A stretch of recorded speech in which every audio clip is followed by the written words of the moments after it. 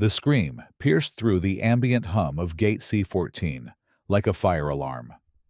Security, security. The woman's voice, shrill and panicked, bounced off the polished floors of Chicago O'Hare International Airport. These boys are up to something. They're loitering and scheming. Devonte Washington looked up from his phone, his 17-year-old face a mask of confusion. Around him, his 4 teammates from Lincoln High School's academic decathlon team shifted uncomfortably in their seats. They had been waiting for their connecting flight to Denver, their conversation animated with excitement about the upcoming national championship. "Ma'am, we're just waiting for our flight," Devonte said, his voice steady despite the sudden attention from nearby passengers. His mother had taught him well. Stay calm, speak clearly, don't give them any reason. The woman, a middle-aged white woman with perfectly styled blonde hair and a designer purse clutched to her chest, stepped closer. Her face was flushed with what appeared to be genuine fear. "Don't you dare lie to me. I heard you talking about taking it and making them pay. I know what you people are planning."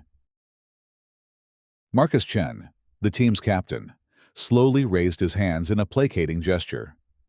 "Ma'am, we were talking about our competition. We're going to nationals for academic decathlon. We were discussing our strategy for the economics round." But the woman was beyond reason. Her eyes darted around the gate area, seeking allies among the other passengers. Some averted their gazes, uncomfortable with the scene unfolding. Others pulled out their phones, not to help, but to record. "I'm calling 911, she announced, her voice reaching a crescendo. "These boys are making me feel unsafe." Devonte's teammate, Jerome Williams, leaned forward in his seat. "Lady, we're literally wearing our school jackets. We have our competition materials right here." He gestured to the stack of thick binders beside his chair, each emblazoned with the Lincoln High School logo. The woman's finger was already dialing. "Hello 911. I need help immediately. I'm at O'Hare Airport, Gate C-14. There are 5 black males here, and they're planning something. They're talking about taking things and making people pay. I'm scared for my life." The transformation of the gate area was immediate and devastating. The comfortable buzz of conversation died. Passengers began moving away from the boys, some gathering their belongings as if preparing to evacuate. The woman continued her performance, her voice carrying across the terminal. "They've been here for over an hour, just sitting and plotting. They keep looking around like they're casing the place. I know what I heard." Devonte felt his heart racing, but his voice remained controlled. "Ms. Walker, right?" He had caught her name from the overhead announcement about a boarding delay. "We're not planning anything except beating the competition in Denver. We're the defending state champions." The woman, Karen Walker, as her boarding pass would later confirm, spun around to face him. "How do you know my name? See, they've been watching me. They know who I am." The airport security team arrived within minutes, their presence immediately shifting the dynamic. 3 officers in uniform approached the group of teenagers, their hands resting casually on their utility belts. "We got a call about a disturbance," said the lead officer, a tall man with graying temples. "Can I see some identification from you boys?" Devonte's teammates exchanged glances. This was it, the moment they had been warned about, trained for, dreaded. Without argument, they produced their student IDs, their boarding passes, their competition paperwork. "We're traveling to Denver for the National Academic Decathlon Championship," Devonte explained, his voice steady despite the tremor in his hands. "We have all our documentation here." The officer barely glanced at the papers. "Ma'am, what seems to be the problem?" Karen Walker launched into her story with renewed vigor. They've been here plotting for over an hour. I heard them talking about taking it and making them pay. They were looking around, surveying the area. I know suspicious behavior when I see it. Officer, Marcus interjected, we were discussing our competition strategy. Taking it referred to taking the championship. Making them pay was about our rival school from California. We beat them last year. But the seed of suspicion had been planted. The officer's expression remained skeptical. I'm going to need you boys to step aside for a moment. We need to verify your story. As they were led away from the gate area, Devonte caught sight of his teammate Kevin Johnson, discreetly activating his phone's livestream function. The red recording light was barely visible, but Kevin's followers on social media would soon witness everything. The interrogation area was a small room adjacent to the gate, sterile and unwelcoming. The 5 boys sat in a row while officers verified their identities, called their school, and examined their competition materials with the thoroughness of TSA agents inspecting suspicious luggage. Your coach confirms your story, the lead officer said after 20 minutes that felt like hours. But we still need to investigate the complaint thoroughly. Meanwhile, Kevin's livestream had gained momentum. His followers, initially tuned in for casual updates about the trip, were now witnessing something far more serious. The chat exploded with outrage and disbelief. This is crazy, one viewer typed. They're literally just kids going to a competition. Record everything, urged another. This is racial profiling in real time. The stream's viewership climbed rapidly as word spread across social media. Screenshots and clips began circulating, each one capturing different moments of the confrontation. The hashtag, #AcademicWhileBlack, began trending within the hour. Back in the interrogation room, the boys maintained their composure even as frustration and humiliation built inside them. They had done nothing wrong. Yet here they were, being treated like criminals because of one woman's prejudice and fear. Can we call our parents? Jerome asked. We're minors, and we haven't done anything wrong. The officer nodded reluctantly. You can make one call each. Devonte dialed his mother's number, his fingers trembling slightly. Mom, we're at the airport, and there's been a situation.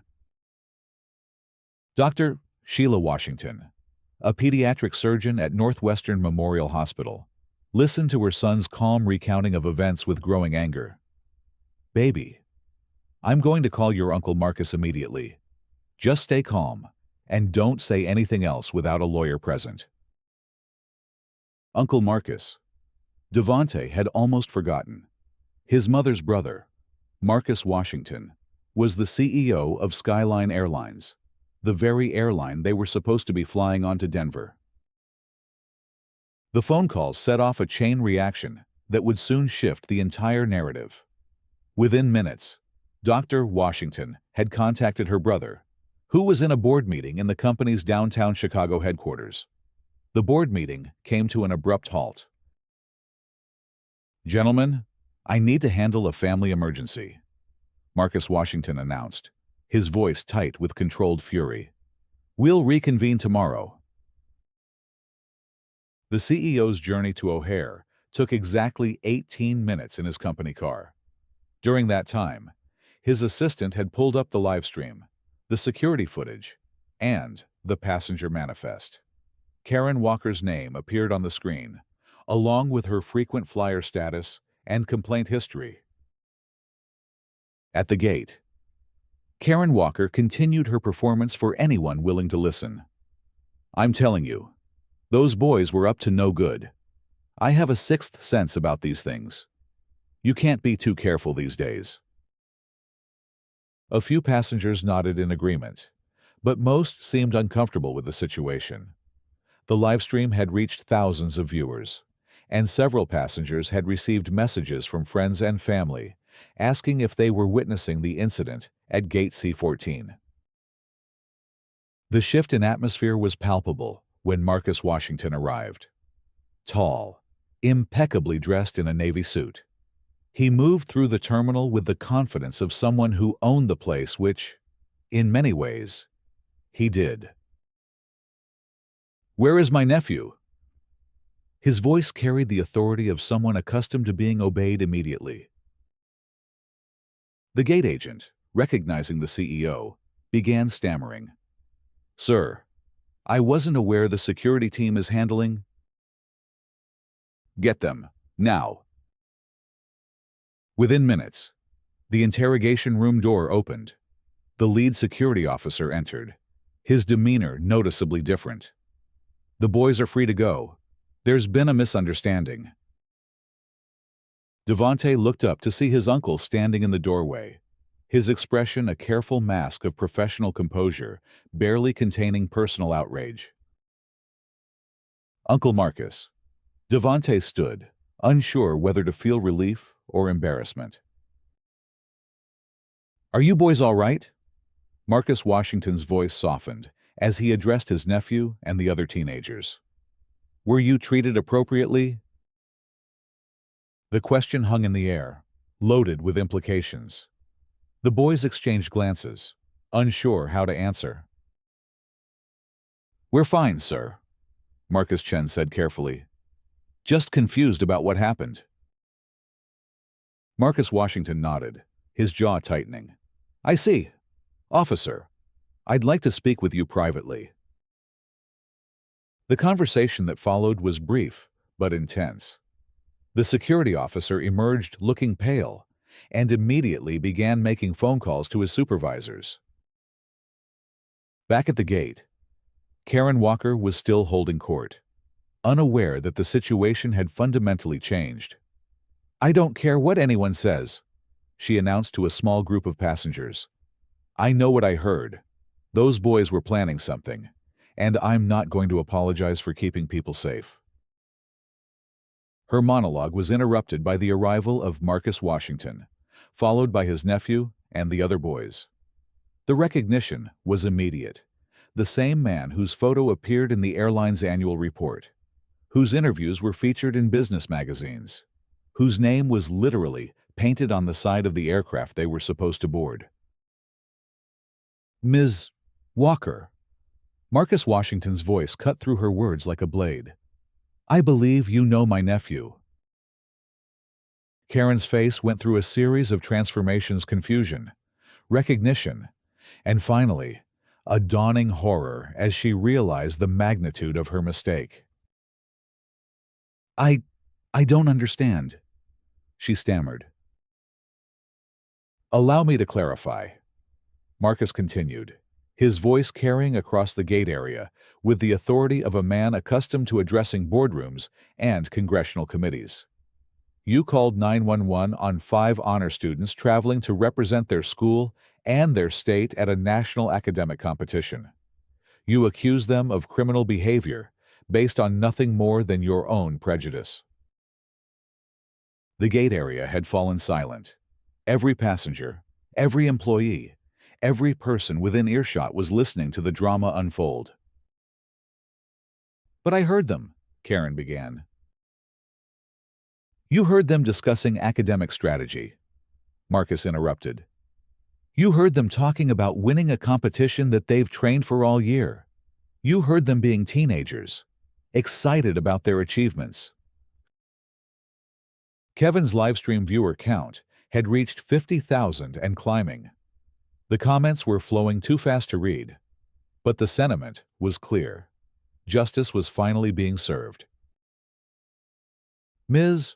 Walker, you have been a customer of Skyline Airlines for 12 years. In that time, you have filed 37 complaints, most of them regarding other passengers who don't look like you. You have demanded seat changes, requested different gate areas, and generally made life difficult for our staff and fellow passengers." Karen's face was now bright red, but whether from embarrassment or anger was unclear. I have a right to feel safe when I travel. You have a right to feel safe. Marcus agreed. But you do not have a right to endanger the safety and well-being of others with false accusations. You do not have a right to weaponize law enforcement against innocent people. The confrontation had drawn airport security, police officers, and airline staff. Marcus Washington addressed them all with the same calm authority. These 5 young men are national champions. They are honor students. They are the future leaders of our community. And they have been treated like criminals because one passenger decided that their presence made her uncomfortable. He turned back to Karen. Ms. Walker, effective immediately. You are banned from all Skyline Airlines flights. Your frequent flyer miles are forfeited. You will be escorted from this terminal and placed on the airline's no-fly list. The gasps from the assembled crowd were audible. Karen Walker's mouth opened and closed like a fish out of water. You can't do this, she protested. I'm a paying customer. I have rights. You had rights, Marcus replied. You forfeited them when you decided to terrorize children. 2 security officers stepped forward, their presence making it clear that the discussion was over. Karen looked around desperately, seeking support from the other passengers, but found only expressions of disapproval and disgust. This is discrimination, she shouted as she was escorted away. I'm going to sue. I'm going to the media.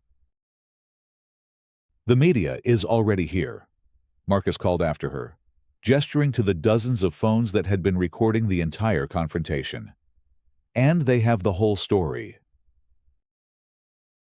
As Karen Walker was led away, her voice echoing through the terminal with increasingly desperate protests, the gate area began to return to normalcy. But the impact of what had just occurred would reverberate far beyond the confines of Gate C-14. Marcus Washington turned to his nephew and the other boys, his expression softening for the first time since arriving at the airport. I'm sorry you had to experience this, he said quietly. But I'm proud of how you handled yourselves. You showed more maturity and grace than most adults would have in the same situation.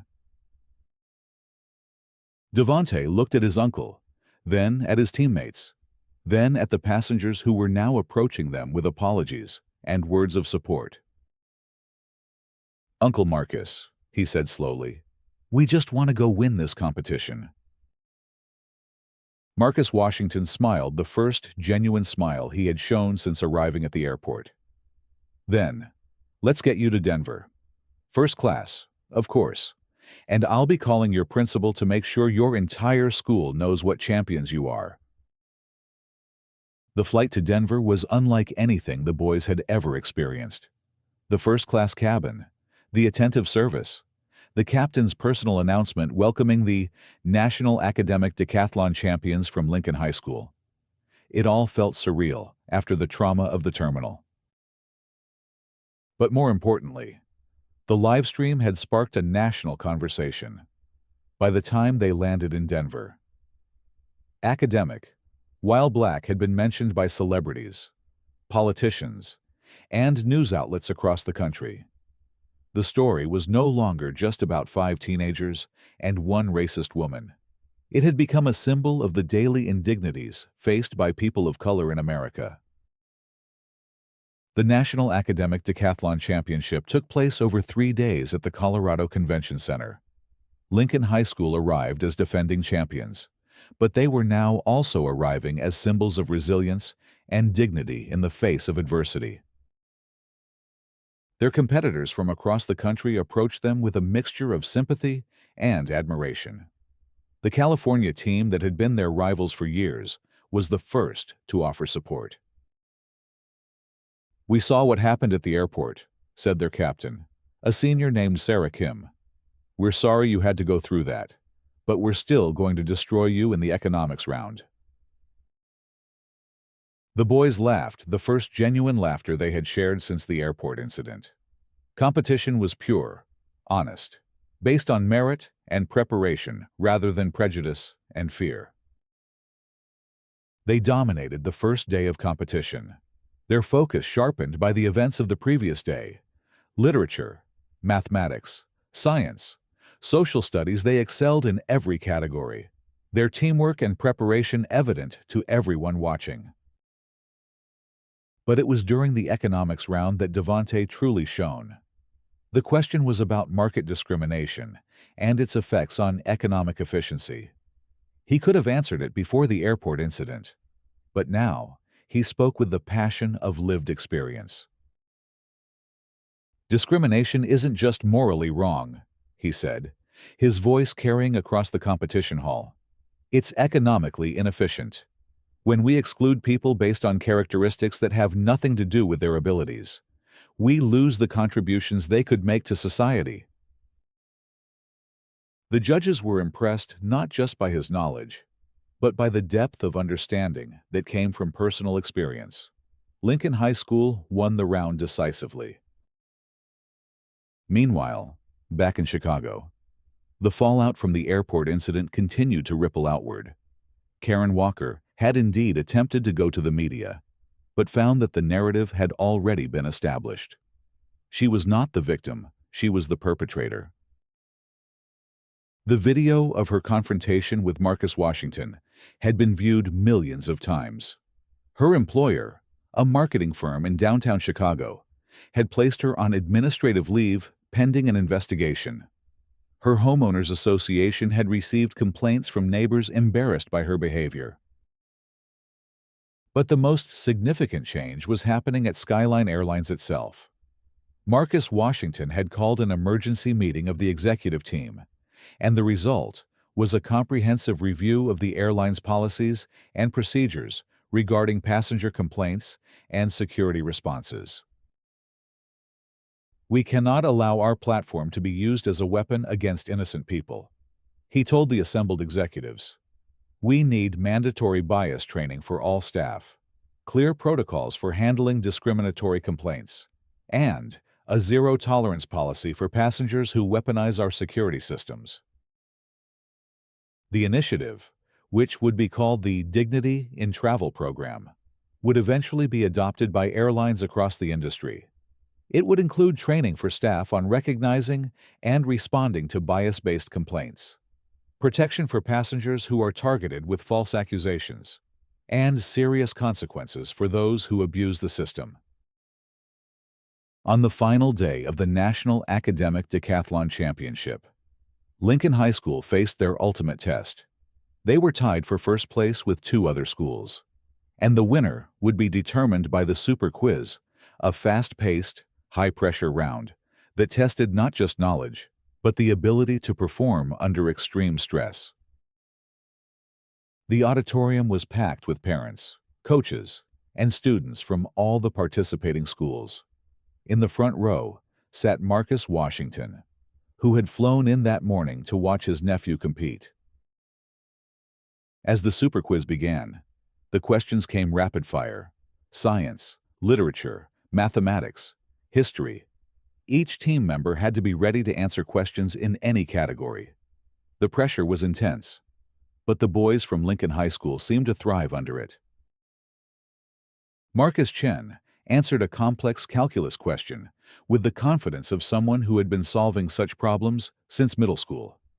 Jerome Williams tackled a literature question about Langston Hughes with the passion of someone who understood the historical significance of the words he was quoting. Kevin Johnson demonstrated his mastery of scientific principles with an answer about quantum mechanics that impressed even the PhD-level judges. And when the final question came, a complex question about social justice movements in American history, it was Devonte who stepped forward. The question was about the role of ordinary citizens in fighting institutional discrimination. Devonte thought about the airport, about Karen Walker, about his uncle's intervention, about the power of standing up for what's right. "Throughout American history," he began, his voice clear and strong, "progress has been made, not just by leaders and politicians, but by ordinary people who refuse to accept injustice.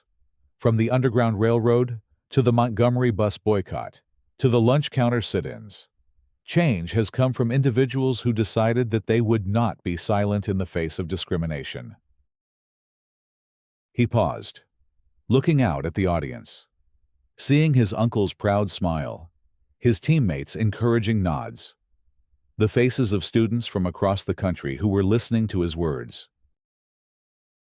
But it's not enough to just resist discrimination when it happens to us. We have to actively work to create systems and institutions that protect everyone. We have to use our voices, our education, our talents to build a more just society. That's what academic achievement is really about, not just learning facts, but learning how to make the world better. The auditorium erupted in applause. The judges nodded approvingly, and Lincoln High School was declared the National Academic Decathlon Champion for the second consecutive year. As the boys lifted their trophy, cameras flashing around them, Devonte felt a sense of completeness that had nothing to do with winning the competition. They had faced their worst fears and emerged stronger. They had experienced the ugly reality of prejudice and responded with grace and intelligence. The celebration continued late into the night, but the real victory would be what happened next. When the team returned to Chicago, they were greeted like heroes. The story of their airport experience and their subsequent championship had captured the nation's attention. The mayor declared it Lincoln High School Academic Decathlon Day. The governor issued a proclamation honoring their achievement. But the most meaningful recognition came from an unexpected source. The Chicago Bulls, in partnership with Skyline Airlines, had arranged for the boys to be honored at halftime during a game against the Los Angeles Lakers. They were introduced to the crowd of 20,000 people as champions in the classroom and in life. As they stood on the court, waving to the cheering crowd, Devonte thought about the journey that had brought them here. From the terror of being falsely accused to the triumph of winning the national championship. They had experienced the full spectrum of what it meant to be young, gifted, and black in America. The crowd's applause was thunderous, but what moved Devonte most was seeing the faces in the audience, kids who looked like him. Kids who were seeing that excellence was possible, that dignity could be maintained even in the face of adversity, that their dreams were valid and achievable. After the game, as they were leaving the United Center, Devonte's phone buzzed with a text message from an unknown number. For a moment, he hesitated to open it. The past weeks had brought both support and threats from strangers across the country. But this message was different. It was from a middle school student in Atlanta. I saw your story on the news. I'm on my school's academic team too. I was thinking about quitting because some kids were making fun of me for being smart. But after seeing what you guys did, I'm going to keep going. Thanks for showing me that being smart is something to be proud of. Devonte showed the message to his teammates, and they all smiled. This was the real victory, not just winning the competition, but inspiring others to pursue their dreams, despite the obstacles they might face. The changes that resulted from their experience continued to ripple outward. Skyline Airlines' Dignity and Travel program was implemented across all their hubs, with Marcus Washington personally overseeing the training sessions. Other airlines began adopting similar policies, and the Federal Aviation Administration launched an investigation into discriminatory practices in air travel. Lincoln High School's academic decathlon team became a model for programs across the country. Their story was featured in educational magazines, and their coach was invited to speak at conferences about creating inclusive environments for academic achievement. But perhaps the most significant change was in the boys themselves. They had learned that they could face the worst that society had to offer and emerge stronger. They had discovered that their voices mattered, that their achievements could inspire others, and that they had the power to create change. As they prepared for college applications later that year, each of them would write about that day in the airport, not as victims, but as young men who had learned that dignity, intelligence, and courage could overcome even the most painful experiences. Devonte would eventually attend Harvard, where he would study economics and public policy. Marcus would go to Stanford for computer science. Jerome would choose Yale for English literature. Kevin would select MIT for engineering. And their fifth teammate, Tony, would attend the University of Chicago for mathematics. They would all go on to distinguished careers, but they would never forget the lesson they learned at Gate C-14 of Chicago O'Hare International Airport, that excellence is the best response to prejudice, that dignity is always a choice, and that standing together is the only way to create the change they want to see in the world. Years later, when they were all successful professionals, they would gather annually for a reunion dinner. They would toast their achievements, celebrate their successes, and remember the day that changed their lives. And they would always end the evening with the same words that had become their motto: excellence is our answer, dignity is our choice, unity is our strength. The story of the Lincoln High School academic decathlon team would be told and retold, becoming part of the larger narrative about young people who refuse to be defined by others' prejudices. It would inspire new generations of students to pursue academic excellence, to stand up for what's right, and to believe that they could change the world. And in the end, that was the greatest victory of all, not just winning a competition, but winning the right to be seen as they truly were: brilliant, dedicated, and deserving of respect. They had faced hatred with dignity, responded to prejudice with grace, and answered discrimination with excellence. They had shown that the content of their character was far more important than the color of their skin. The echo of their triumph would resonate far beyond the walls of any airport terminal, inspiring countless others to believe that they too could overcome adversity and achieve their dreams. In a world that often seemed divided by fear and prejudice, they had shown that understanding, respect, and genuine excellence could build bridges and create lasting change. The story of Gate C-14 would be remembered not as a moment of shame, but as a turning point, the day when 5 young men refused to be diminished by hatred and instead chose to shine brighter than ever before. Their light would continue to illuminate the path for others, proving that the best response to darkness is not more darkness, but an unwavering commitment to being the light the world needs.